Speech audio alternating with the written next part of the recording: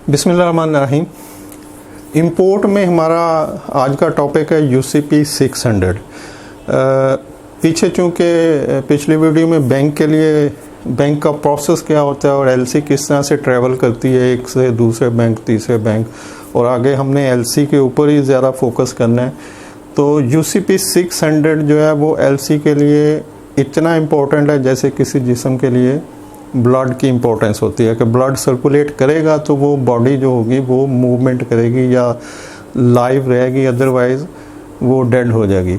तो similarly UCP 600 ये basically एक स्टैंडर्ड है, जिस तरह के आईएसओ के डिफरेंट स्टैंडर्ड होते हैं। 9001 एडमिनिस्ट्रेशन के लिए, डॉक्यूमेंटेशन के लिए कि कंपनी ने किस तरह से रन करना है, उसके डिफरेंट डिपार्टमेंट ने किस तरह से रन करना है। फूड सेफ्टी का सिस्टम है कि फूड को सेफ रखने के लिए आपने क्या प्रोसीजर करने हैं, अडॉप्ट करने हैं, क्या किस तरह से आपने अपने प्रोसेस को चलाना है। तो इस तरह से डिफरेंट सिस्टम होते हैं जो कि वर्ल्ड वाइड रिकग्नाइज होते हैं, और पूरी दुनिया में जिस जगह भी वो सिस्टम नाफज होगा वहाँ पे सेम प्रैक्टिसेस हो रही होंगी कि एक ही रूल्स एंड रेगुलेशन को फॉलो किया जाता होगा। तो सिमिलरली यूसीपी 600 भी एक स्टैंडर्ड है लेटर ऑफ क्रेडिट के लिए, और ये लेटर ऑफ क्रेडिट और यूसीपी 600 इंटरनेशनल ट्रेड का एक पोर्शन है। यानी इंटरनेशनल ट्रेड में इंपोर्ट एक्सपोर्ट के अंदर यूसीपी 600 पर्टिकुलरली सिर्फ लेटर ऑफ क्रेडिट यानी एलसी के लिए यूज़ होता है। कोई भी एलसी यूसीपी 600 के बगैर इशू नहीं हो सकती। अगर कोई एलसी यूसीपी 600 के बगैर इशू होगी तो उस एलसी की कोई अहमियत नहीं होगी, वो जस्ट एक पेपर होगा, यूज़लेस पेपर जिसकी कोई इम्पोर्टेंस नहीं होगी और जिसके ऊपर कोई एक्शन, कोई पेमेंट, कुछ नहीं हो सकता। तो यूसीपी 600 और ये हर एलसी के नीचे जब एलसी क्लोज होती है, जो लास्ट सेंटेंस होता है वो यूसीपी वहाँ पे लिखा होता है कि ये एलसी यूसीपी 600 की क्लासेस के अकॉर्डिंगली इशू की जा रही है। तो अगर ये क्लास नहीं लिखी हुई तो इसका मतलब कि वो एलसी यूसीपी 600 को फॉलो नहीं कर रही, बे नहीं कर रही, तो उस एलसी की कोई अहमियत नहीं होगी। अब यूसीपी 600 है क्या? जैसे बताया ये एक स्टैंडर्ड है, इसमें 39 क्लासेस हैं। लेटर ऑफ क्रेडिट ने किस तरह से इशू होना है, किस तरह से काम करना है, डिस्प्यूट में जाए तो क्या होना है। तो ये जो डिफरेंट क्लासेस हैं यूसीपी 600 की, उसके मुताबिक फिर एलसी में वही चीज़ें मेंशन की जाती हैं। कुछ मोटी मोटी चीज़ें बता देता हूँ। फॉर एग्जांपल बेनिफिशरी क्या होता है। जब भी एलसी के अंदर बेनिफिशरी लिखा जाएगा, मतलब एलसी के अंदर ना एक्सपोर्टर लिखा जाएगा ना सेलर लिखा जाएगा, वहाँ पे बेनिफिशरी लिखा जाएगा कि जिस बंदे ने चीज़ें भिजवानी है आपको, अगर आप इंपोर्ट कर रहे हैं तो जो भिजवाने वाला है उसको बेनिफिशरी लिखा जाएगा। बेनिफिशरी होता है जिसको बेनिफिट जा रहा है, जिसको पेमेंट जानी है। तो ये यूसीपी की एक क्लास है कि जो बंदा आपको एक्सपोर्ट कर रहा है, जो चीज़ें भिजवा रहा है, वो बेनिफिशरी है, तो वहाँ पे बेनिफिशरी लिखा जाएगा। जितने भी डॉक्यूमेंट्स होंगे वहाँ पे बेनिफिशरी मेंशन होगा। तो ऐसे जो इंपोर्टर है उसको कंसाइनी लिखा जाएगा, तो वो कंसाइनी कंसिडर कर, ना उसको इंपोर्टर लिखा जाएगा ना उसको बायर लिखा जाएगा। इस तरह से डिफरेंट टर्म्स वहाँ पे यूज़ होती हैं। तो जब भी एलसी इशू की जाएगी तो वो जो टर्म्स होती हैं और उन टर्म्स के पीछे जो डेफिनेशन और बैकग्राउंड और क्लैरिफिकेशन है वो रन कर रही होती है। तो इसका मतलब कि जब आप यूसीपी के अकॉर्डिंगली एलसी इशू करेंगे तो जो एलसी की क्लासेस होंगी वो सब के लिए वर्ल्ड वाइड अंडरस्टैंडेबल होंगी। ये basically international chamber of commerce का वजूद आया कोई 1917 में, जब वर्ल्ड वार 1 ख़त्म हुई। तो उसके बाद दुनिया ने दोबारा से ग्रो करना शुरू किया, बिज़नेस बढ़ना शुरू हुआ और जो ट्रेड थी वो बढ़नी शुरू हुई।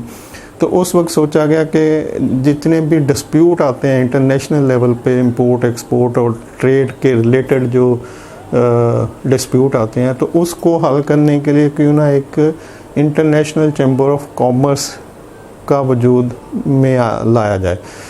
चैम्बर ऑफ कॉमर्स अगर आपको नहीं पता तो थोड़ा सा बता देता हूँ। ये बिज़नेस कम्युनिटी का एक सेंटर होता है जहाँ पर बिज़नेस के रिलेटेड जो भी डिस्प्यूट होते हैं उनको हल किया जाता है, और जो गुड चीज़ें आप करनी होती हैं बिजनेसमैनों ने, जो आगे जिस तरह से कुछ इनपुट देनी होती है, गवर्नमेंट को देनी है या बिज़नेस कम्युनिटी को देनी है, तो उसके लिए कुछ सोचा जाता है, प्लान किया जाता है, सजेशंस कलेक्ट की जाती हैं, फिर उनको गवर्नमेंट या जिस के रिलेटेड होता है वहाँ पे कन्वे किया जाता है, फिर उसको इम्प्लीमेंट करवाने के लिए स्ट्रगल की जाती है। मतलब ये बिज़नेस कम्युनिटी के बिज़नेस मैन्स के लिए जो बेनिफिट आगे लेने हैं उसके लिए एक अदारा होता है जो कि वहाँ पे उनकी एक्टिविटी को लुक आफ्टर करता है, उनके इंटरेस्ट को लुक आफ्टर करता है। और इसमें बहुत सारी ज़्यादा और चीज़ें भी आती हैं, लेकिन बेसिकली बिज़नेस को किस तरह से बढ़ाया जा सकता है, बिजनेसमैन को किस तरह से सेफ गार्ड दिया जा सकता है, उनके बिज़नेस को प्रोटेक्ट किया जा सकता है, उनके इंटरेस्ट को प्रोटेक्ट किया जा सकता है, जो उनके लिए प्रॉब्लम्स है उनको किस तरह से सॉल्व किया जाता है, जो उनके डिस्प्यूट है उनको किस तरह से हल किया जाता है। तो इस तरह की लार्ज एक्टिविटीज़ जो है वो चैम्बर ऑफ कॉमर्स देख रहा होता है, और वो भी उसका भी एक मंशूर होता है, एक पॉलिसी होती है कि जी हमने ये काम जो है वो बिज़नेस को प्रोटेक्ट करने के लिए करने हैं या बिजनेसमैन्स को प्रोटेक्ट करने के लिए करने हैं। तो ये चैम्बर ऑफ कॉमर्स लोकली हर बड़े शहर के अंदर होता है, जैसे फैसलाबाद चैम्बर ऑफ कॉमर्स है, लाहौर चैम्बर ऑफ कॉमर्स है, गुजरांवाला चैम्बर ऑफ कॉमर्स है, सियालकोट। जिस जगह भी इंडस्ट्री और बिज़नेस का वॉल्यूम ज़्यादा होगा वहाँ पे एक लोकल चैम्बर ऑफ कॉमर्स होगा। उसके बाद फिर एक सेंट्रल चैम्बर ऑफ कॉमर्स होगा कंट्री वाइड, जो कराची में है, मेरे जहन में उसका शायद वो Pakistan federation of chamber of commerce या इस तरह से है, मेरे जहन में अभी नाम नहीं आ रहा। तो एक फिर इन सब चैम्बर ऑफ कॉमर्स के ऊपर एक सेंट्रल चैम्बर ऑफ कॉमर्स होगा। अच्छा, सिमिलरली दुनिया में जितने भी चैम्बर ऑफ कॉमर्स होंगे डिफरेंट मुल्कों के, जो सेंट्रल चैम्बर ऑफ कॉमर्स होंगे, जैसे Pakistan federation of chamber of commerce, फिर दूसरे मुल्कों की ऐसे ही federation of chamber of commerce होगी। तो इन सब के ऊपर फिर एक इंटरनेशनल चैम्बर ऑफ कॉमर्स को बनाया गया कि ये सारे दुनिया का सारा बिज़नेस जो है और बिजनेसमैन जो है, इनके प्रॉब्लम्स को सॉल्व किया जाए, इनके डिस्प्यूट को हल किया जाए, अगर कोई प्रॉब्लम आती है तो उसको देखा जाए, और नेक्स्ट जो डिस्प्यूट आते हैं उसके लिए कुछ स्ट्रेटजी बनाई जाए, सिस्टम बनाया जाए, और बिज़नेस को स्मूथली रन करने के लिए कोशिश की जाए। तो ये international chamber of commerce world war 1 के बाद 1917 में कायम किया गया, और 1933 में 1933 में फर्स्ट जो यूसीपी का जो स्टैंडर्ड था उसको इंट्रोड्यूस करवाया गया लेटर ऑफ क्रेडिट को हैंडल करने के लिए। इससे पहले लेटर ऑफ क्रेडिट तो एंशियंट टाइम से, मतलब ज़माना कदीम से लेटर ऑफ क्रेडिट की प्रैक्टिस चली आ रही है। वो प्रैक्टिस इस तरह से होती थी कि किसी भी एक इलाके का जो वेल नोन पर्सन होता था, जिसकी अथॉरिटी मानी जाती थी उस इलाके में, तो उस इलाके से अगर किसी बिजनेसमैन ने कुछ अमाउंट कहीं और लेके जानी है या कुछ और बिज़नेस रिलेटेड एक्टिविटी जिसमें उसको रिस्क होता था कि भी अगर मैं रास्ते में जाता हूँ इतना लंबा सफ़र करके तो लूटा ना जाऊँ या कोई और प्रॉब्लम ना आए, तो वो उस इलाके का जो वेल नोन बंदा होता था उसके पास, फॉर एग्जांपल उसने कोई ट्रांजैक्शन करनी है बिज़नेस की, तो वो उतनी अमाउंट जो है उसको हैंड ओवर कर देता था और उससे एक लेटर ले लेता था जिसमें लिखा होता था कि भी ये बंदा जो है son of so and so, इसने इतनी रकम मेरे पास जमा करवा दी और मेरी जिम्मेदारी है, और जिस जगह उसने जाना है उस इलाके में जो वेल नोन बंदा होगा और उससे रिलेशन में होगा, तो उसके नाम एक लेटर इशू कर देता था वो कि भाई ये बंदे को इतनी अमाउंट मेरे पास पड़ी है तो आप इसको इतनी अमाउंट वहाँ पर पे कर दें, और मेरा और आपका हिसाब जो है वो हम जल्दी क्लियर कर लेंगे, और हमारा कोई नेक्स्ट कारवां जाएगा वहाँ पे तो वो आपको इतनी पेमेंट कर देगा।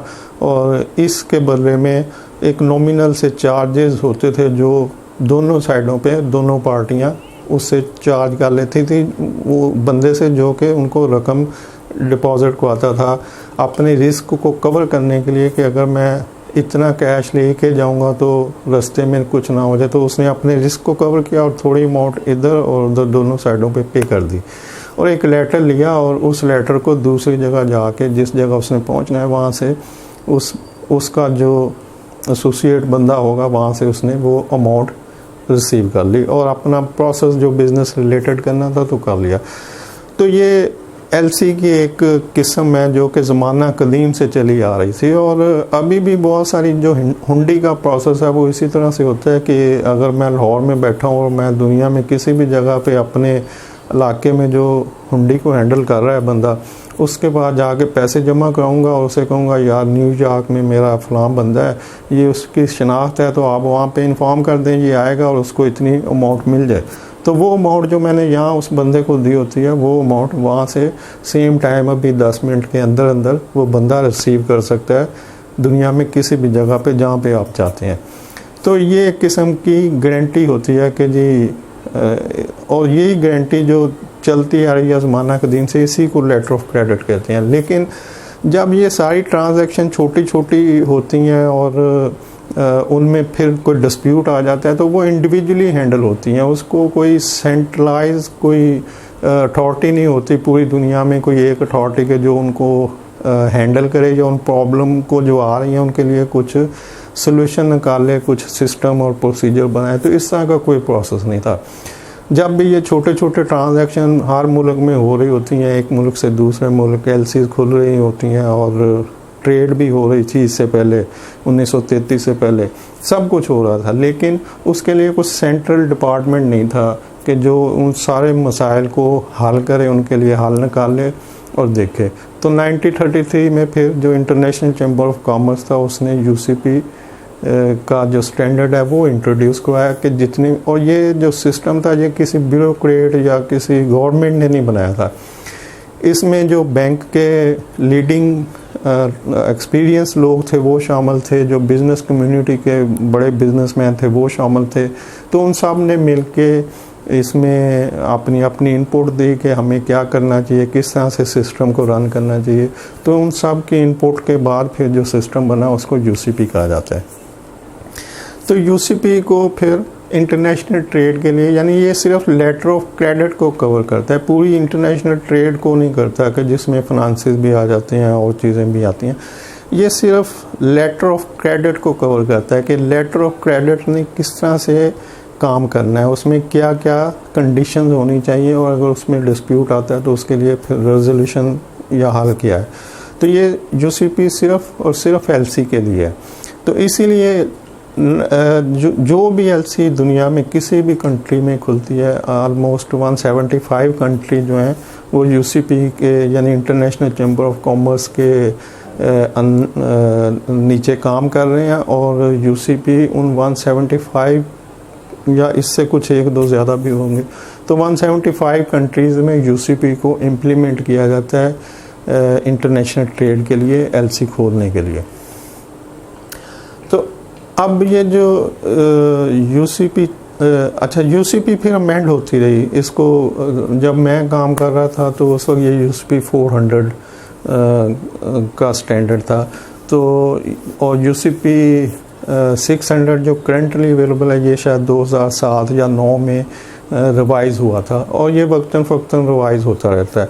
तो करंटली यूसीपी 600 वैलिड है और जो भी एलसी खुलती है वो इसके अकॉर्डिंगली खुलती है। अब ये इसलिए बताया आपको कि चूँकि आगे हमने एलसीज़ के बारे में जो भी जैसे कल की वीडियो में डिफरेंट एलसीज़ का बताया था, कन्फर्म्ड, नॉन कन्फर्म्ड, इररिवोकेबल, रेवोकेबल, और इस तरह से कोई 10 या 11 एक मुझे और एलसी याद आ गई। जब मैं अपने ज़माने में काम करता तो एक पे एलसी भी होती थी, पे एज यू अर्न, जो मैंने कल 11 एलसीज़ लिखी थी कि 11 किस्म की होती हैं तो उनमें एक और शामिल हो जाएगी, तो 12 किस्म की एलसी हो गई हैं। पे एज यू अर्न एलसी क्या होती है ये नेक्स्ट आगे जब एलसीज़ को डिस्कस करेंगे तो उसमें कर लेंगे। और पॉसिबल है मुझे कुछ और भी याद आ जाए तो ये 12 से भी आगे चली हैं। तो अभी तक 12 किस्म की डिफरेंट एलसीज़ होती हैं। और ठीक है, नेक्स्ट इसको इंशाल्लाह कंटिन्यू रखेंगे इंपोर्ट को। वीडियो देखने के लिए शुक्रिया। अल्लाह हाफिज़।